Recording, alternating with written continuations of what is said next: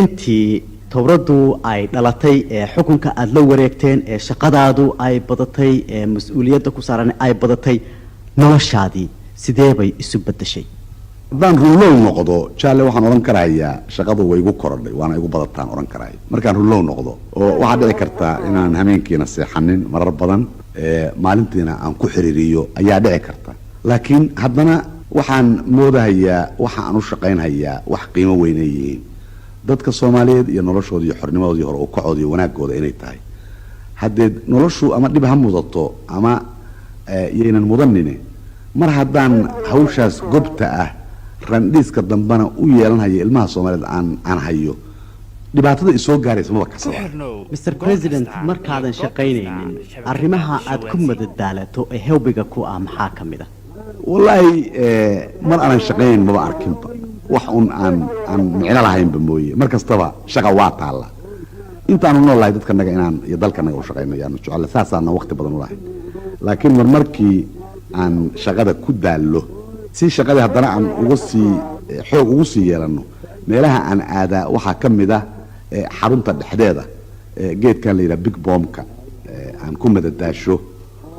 waxa kale oo kamida inaan volleyballka isagana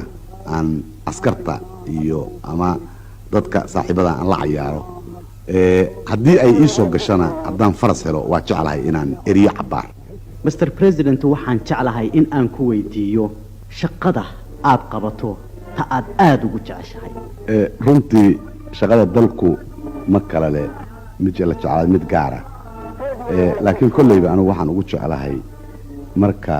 aan hayo waxa durbadiiba teegaaraya ama wax u tarahaya dadka agoonta ah iyo dadka curyaanka oo Soomaalida oo dadka aad u liita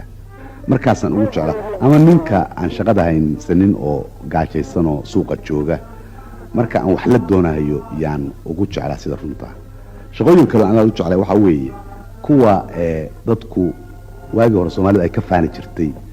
Mr President tan iyo intii ay dhalatay towradu waa maxay arrimaha kugu waaweyn ee maanta aad isleedahay maydnaan qaban Charles aan hore kuugu sheegay annagu ma moodayno wax badan inaan qabanay maxaa wacay ninana de abaalba kaga rabnay ma jiro waajibna saaraabay ahayd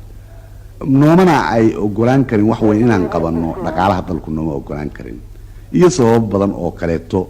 oo markii dal uu ku dhaqmaayo hore isugu dhaqmi jiray nidaam aan muxuu ah maslaxadiisa haynin laakiin waxaanu isleenahay marba kulli wixii idin soo gaara suga waxaanan qabnaa waxa Soomaaliya u baahan tahay wax far badan inay yihiin oo in la qabto xaq ay tahay dhaqaalaha wax badan bay u baahan tahay in laga qabto tacliinta wax badan bay u baahan tahay in laga qabto caafimaadka wax badan bay u baahan tahay in laga qabto xagga dhismada aadamanimada sharafkiisa iyo gobonimadiisa wax badan bay u baahan tahay in la qabto marka jaalle inta caruur Soomaaliyeed ay gaajo u dhimanayso ama qof Soomaaliyeed uu cudur u dhiman hayo sideeba aan marka ugu marayn karayna inaan wax qabanay balse anaga idin waxa weeye maalin walba meeshii aan qabanna waa inay meel sugan noqotaa ee wax dhalanteeda waa inay noqon waxaanu qaban karno inaan qabanno waxaanan qaban karin inaanan u dhuuntaagin waqti aan munaasib ahayn anagoon gaarin waqtiga munaasibka mid walba inaan sugno ayay tahay taladanadu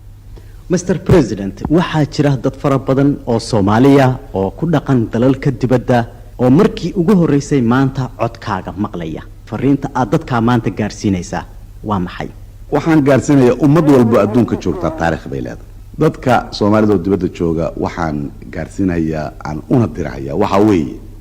xornimada Soomaaliyeed markii ay isku bilowday inay baadi goobto u halganto dadka dibadda jooga qayb weyn bay ka qaateen waxay uga qaateen xoolahooda waxay uga qaateen codkooda waxay uga qaateen in ay istaageeraan isjeclaadaan ayaan darro waxa ahayd markii xornimadii la helay sidii maamulkuba halka uga xumaaday iyagana maamulku inuu ka xumaaday qofku wuxuu ku sharaf leeyahay dalkiisa haddii uusan dalkiisa aaminsanayn wax xushmadaynaya ma jiraan